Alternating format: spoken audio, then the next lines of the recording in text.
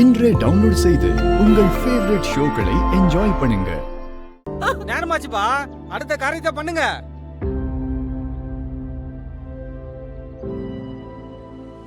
தம்பி ரகு, ஏன்பா பேசாம இருக்க? நீ தான் மூத்த புள்ள, நீ தான் எல்லாத்தையும் செய்யணும்.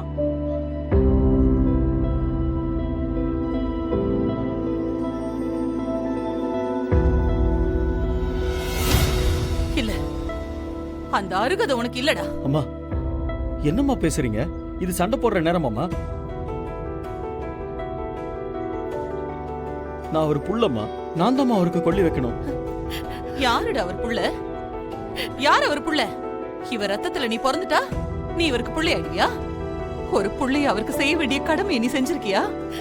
பெத்த தகப்பன் தடுமாறும் போது தோள் கொடுத்து நிக்கிறவன் தான்டா உண்மையான புள்ள. ஆனா காலத்துக்கும் நீ அவருக்கு சுமைய தானே கொடுத்திருக்க.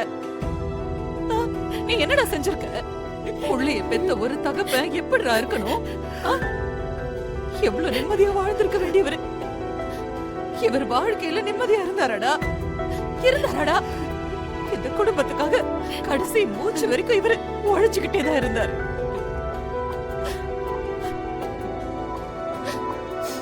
அந்த உழைப்புல வந்து பணத்தை கூட பங்கு போட்டுக்கிட்டவங்க தானே நீங்க. நீங்களடா இவரோட பிள்ளைங்க. பெருசா வந்து நிக்கிறீங்க. டேய், நீ கொல்லி வச்சனா அவரோட ஆத்மா சாந்தி அடையாதுடா. போங்கடா ரெண்டு பேரும். தயவு செஞ்சு என் கண்ணு முன்னாடி நிக்காதீங்க. போங்க போங்கடா.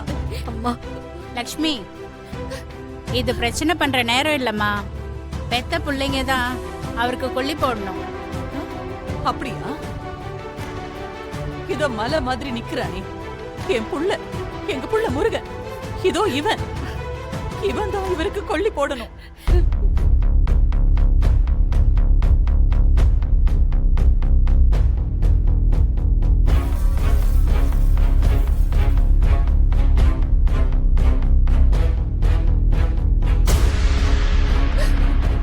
இவன் தான் இந்த வீட்டோட மூத்த புள்ள.